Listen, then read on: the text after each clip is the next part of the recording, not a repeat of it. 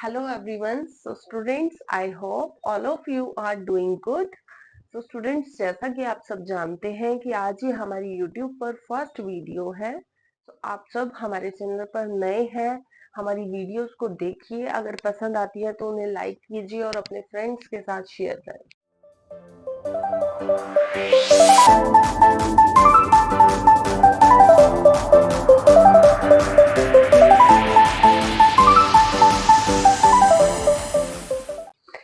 तो स्टूडेंट्स, आज हम मैथ्स का एक ऐसा टॉपिक करने जा रहे हैं जो रेगुलर स्टूडेंट्स के लिए तो इम्पोर्टेंट है ही साथ NIOS के स्टूडेंट्स के लिए, जो ओपन स्कूलिंग के स्टूडेंट्स होते हैं, उनके लिए इक्वली इम्पोर्टेंट है। क्लास 12th की आज हम ये सीरीज स्टार्ट करने जा रहे हैं जिसमें हम NIOS के क्लास 12th के मैथ्स को कवर अप करेंगे। तो आज जो हम टॉपिक करने जा रहे हैं उसका नाम है सेट्स। तो बिना देरी करते हुए आज हम अपने टॉपिक को स्टार्ट करते हैं।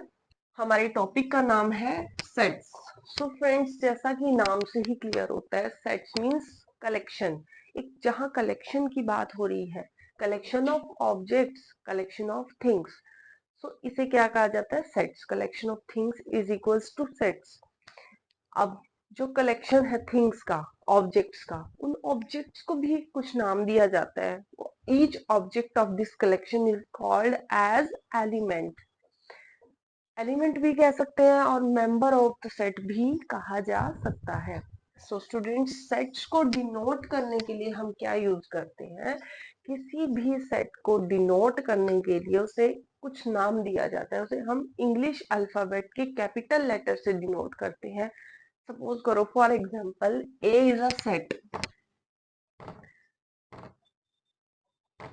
ए is a set in which, suppose करो, ए हमारे पास एक ऐसा सेट है जिसमें कि days of the week, week के सभी डेज के नाम इंक्लूड हैं। तो हम उसे कैसे मेंशन करेंगे?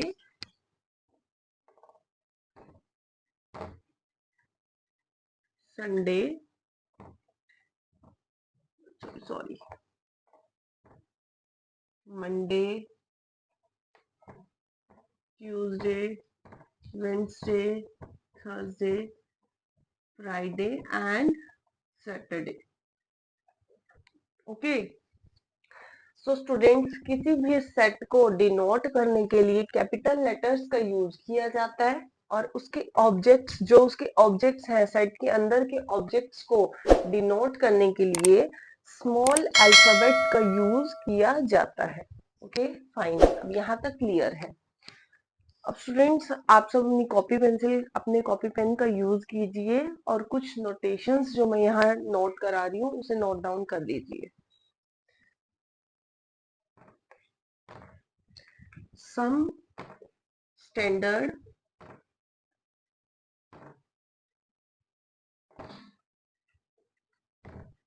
notations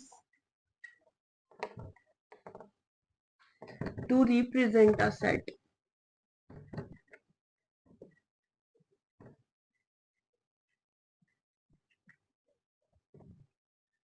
So some standard notations की आज हम बात करेंगे जो कि एक रिप्रेजेंट, सेट को रिप्रेजेंट करने के लिए बनाई गई है। फर्स्ट है n, set of natural numbers.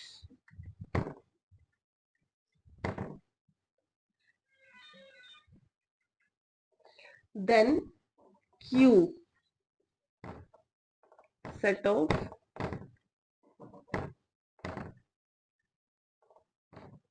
Rational numbers.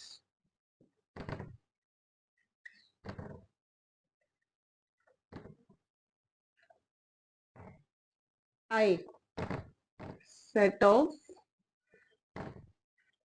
irrational numbers.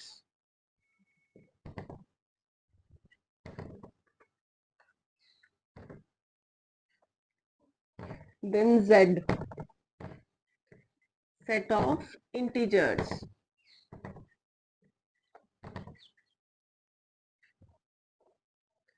Okay, R, set of real numbers.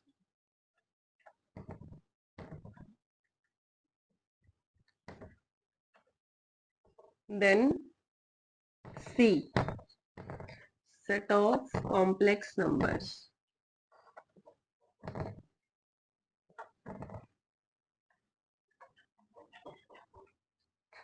Please आप सब नोट डाउन कर लीजिए।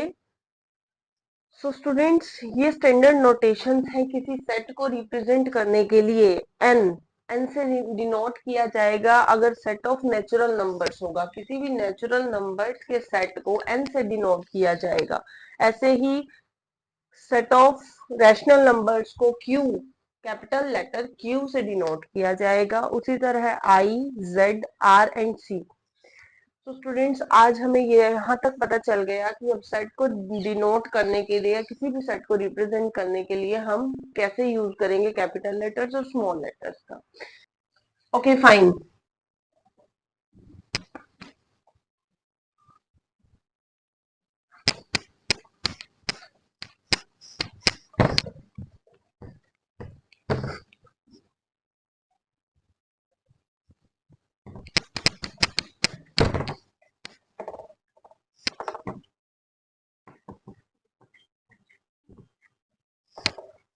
यस स्टूडेंट्स, अब हमें सेट का तो पता चल गया कि सेट को कैसे डिनोट किया जाता है, कैसे लिखा जाता है। लेकिन अब कोई सपोज करो कि कोई ऑब्जेक्ट है, कोई डिजिट है या कोई ऑब्जेक्ट है या कुछ भी। अब उसे कैसे शो करेंगे कि ये इस सेट का मेंबर है या नहीं, या फिर ये इस सेट का एलिमेंट है या नहीं। तो उसके लिए कुछ सिंबल्स का यूज किया जाता है, सच एज ये सिंबल है जिसका नाम है बिलोंग्स टू,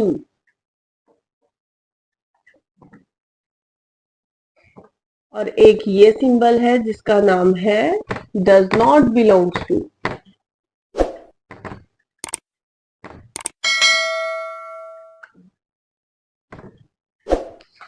फॉर एग्जाम्पल,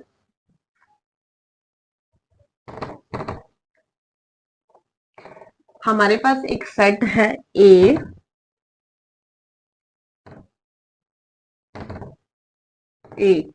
जो कि सेट ऑफ नेचुरल नंबर्स है। ये जो है हमारे पास वो क्या है, set of natural numbers. Sorry, uh जो है वो हमारे पास है set of even numbers. Set of even numbers. अब हमें कहा जाता है कि 3 एंड 6 टू डिजिट्स हैं, 3 एंड 6 टू डिजिट्स हैं। अब हमें बताना है कि क्या ये सेट ए के मेंबर हैं, उनके एलिमेंट है या नहीं। सो हम इसको कैसे डिनोट करेंगे, हम यहाँ कैसे मेंशन करेंगे 3। हम अब 3 इवन नंबर है नहीं, तो अब हम क्या कैसे इसको लिखेंगे, तो 3 does not belongs to set A and 6 belongs to set A। चलिए आगे बढ़ते हैं।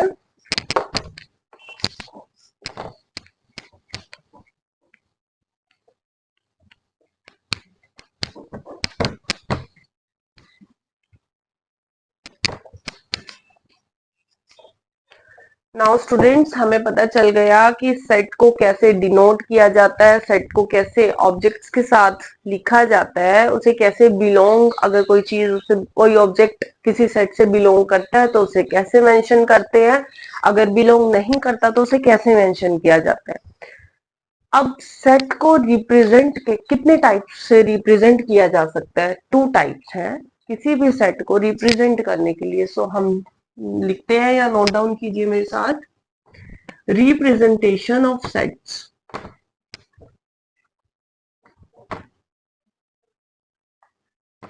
Representation of sets. There are 2 types of representation of sets. First is roster and tabular form. First is roster या टैबुलर फॉर्म। अब इस form में set को कैसे रिप्रेजेंट किया जाता है? इस फॉर्म में सेट को रिप्रेजेंट करने के लिए हमें कॉमास का यूज करना होता है, कॉमास का यूज करना होता है और साइड्स में करली ब्रैकेट का यूज करना होता है। For example, A is a set of vowels of English alphabet. A is a set of vowels of English alphabet. So हम कैसे रोस्टर फॉर्म में से रिप्रेजेंट करेंगे? A, E, I, O, U. So one more thing, please note डाल के लिख लीजिए कि रोस्टर फॉर्म में किसी भी सेट को रिप्रेजेंट करते वक्त हम किसी भी ऑब्जेक्ट को डबल नहीं लिख सकते। ऑब्जेक्ट्स हमेशा सिंगल रहेंगे। फॉर एग्जाम्पल, हमें बोल दिया जाता है कि एक नाम है मैथमेटिक्स।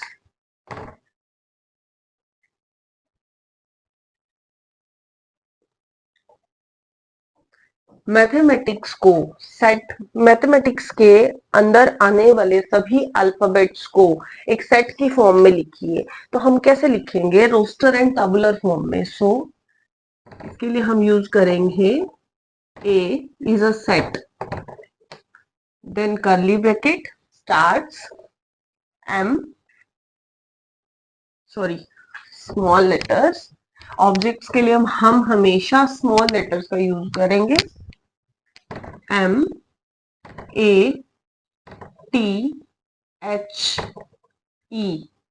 देन M अगेन आ रहा है तो हम दोबारा से नहीं लिखेंगे। ए भी दोबारा आ रहा है और टी भी दोबारा आ रहा है तो हम लिखेंगे ICS। सो रोस्टर फॉर्म में जो ऑब्जेक्ट्स हैं वो रिपीट नहीं हो सकते। Repetition is not allowed for roster form. Then roster form के लिए क्या क्या जरूरी है? एक तो कॉमास होने चाहिए, साइड में करली ब्रैकेट होनी चाहिए और साथ ही साथ ऑब्जेक्ट्स आर नॉट रिपीटेड। तो सेकंड फॉर्म है हमारी सेट बिल्डर फॉर्म।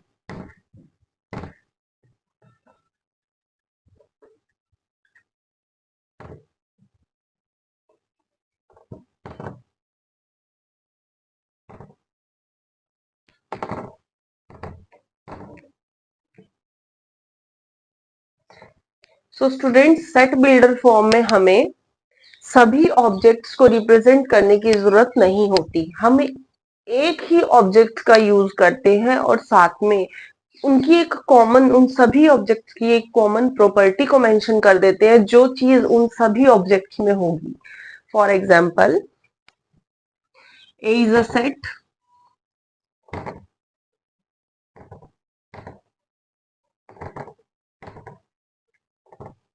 इसके ऑब्जेक्ट्स हैं एक्स और जो एक्स है, x is a natural number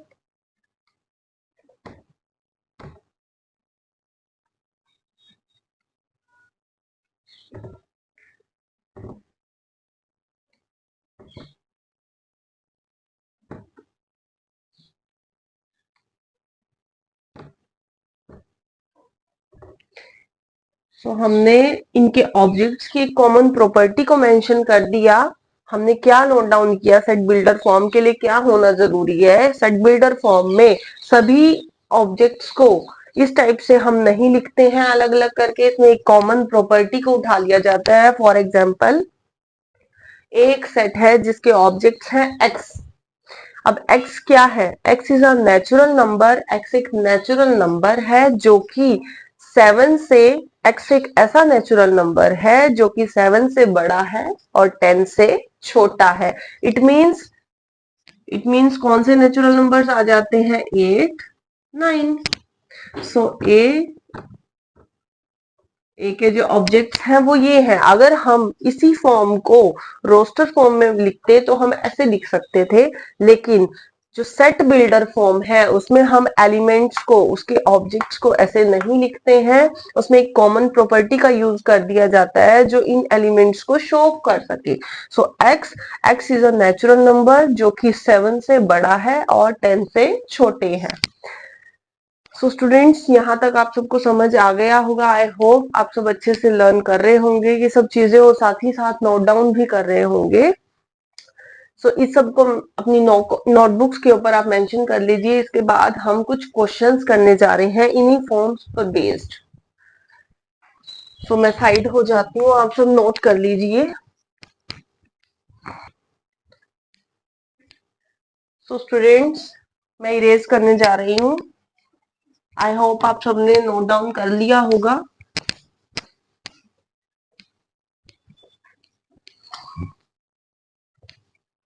देखिए, सेट एक बहुत ही इजी चैप्टर है जिसे आप सब चाहें तो बहुत जल्दी कवर अप कर सकते हैं। सो प्लीज ध्यान से इसे नोट डाउन कीजिए और घर पर रिवाइज भी कीजिएगा दोबारा से। तो स्टूडेंट्स, अब हम कुछ क्वेश्चंस इन्हीं tabular form and set builder form पर बेस्ड करने जा रहे हैं। First, right the following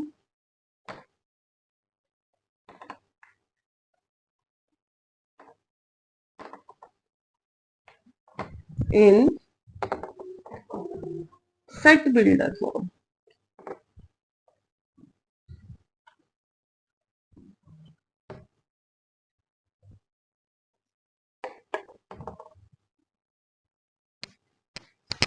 first,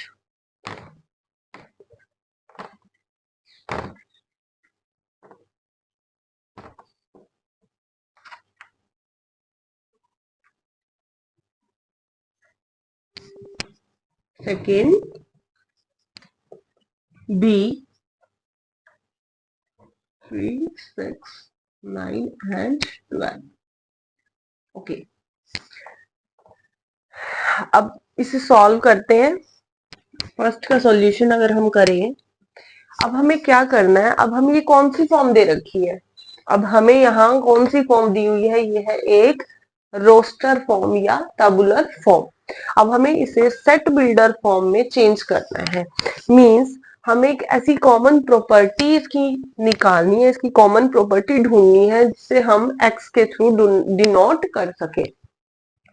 सो अब ये क्या चीज है, ये हमारे पास क्या दिए हुए हैं, ये हमारे पास दिए हुए हैं integers, positive and negative integers, जो कि इंटीजर्स हैं जो कि स्टार्ट कहां से है, -3 से एंड 3 तक, +3 तक जा रहे हैं।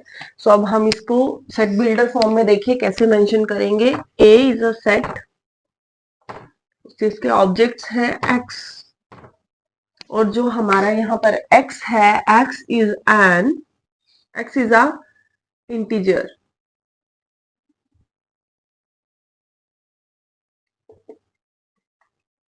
X is an integer and x is greater than -3 but smaller than, greater than and equals to, greater than and equals to -3 and smaller than equals to 3.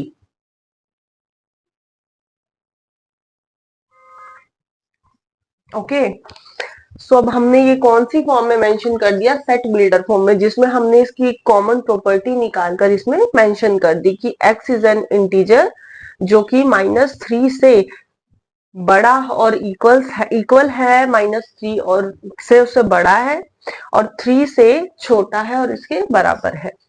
तो ऐसे ही हम सेकंड को भी सॉल्व आउट करेंगे। b is equals to x, और जहां पर x जो है, x is equals to 3n, और जहां पर n is equals to, n is a natural number, x is a natural, जहां पर n हमारा एक नेचुरल नंबर है जो कि n is smaller than 4।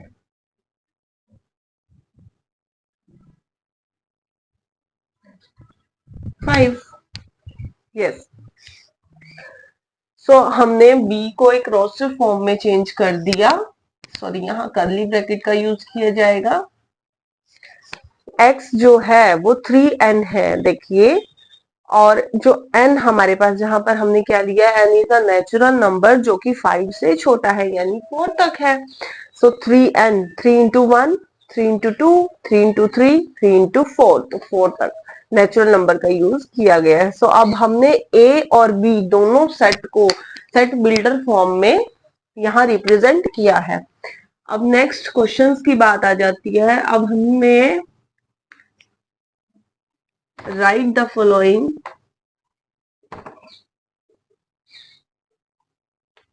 In roster form.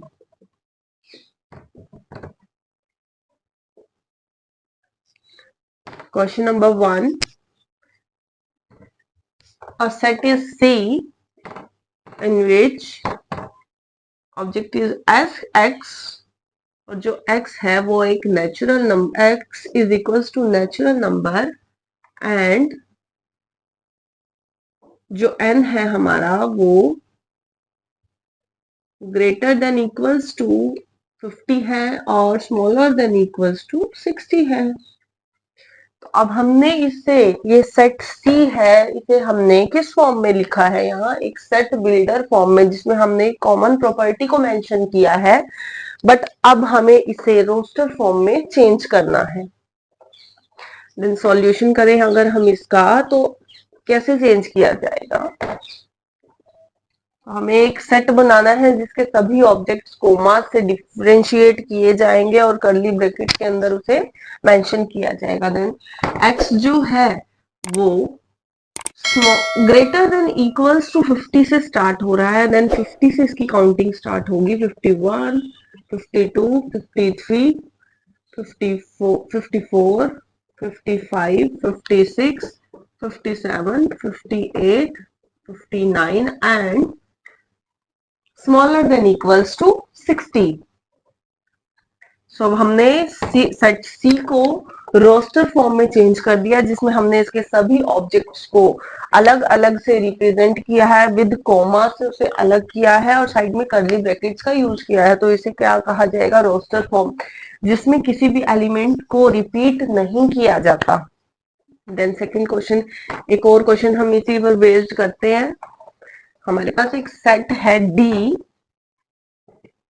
जिसके ऑब्जेक्ट है x। अब जो हमारे पास x है, x is equals to real number. x जो यहाँ पर हमारे पास है वो एक रियल नंबर है। साथ में एक प्रॉपर्टी दी गई है, x² minus 5x plus 6 is equals to 0। तो अब हमें इसे सॉल्व आउट करके एक रोस्टर फॉर्म बनानी है जिसमें हमें एलिमेंट्स को अलग अलग शो ऑफ करना है। तो अब हम इसे कैसे करेंगे, इसका सॉल्यूशन करते हैं। Then x² minus 5x plus 6 is equals to 0। अब इसे हम सॉल्व करें, अगर इसे क्वाड्रेटिक इक्वेशन को सॉल्व करने के लिए इसे 2 पार्ट्स में डिवाइड करना होगा। -3x and -2x plus 6 equals to 0।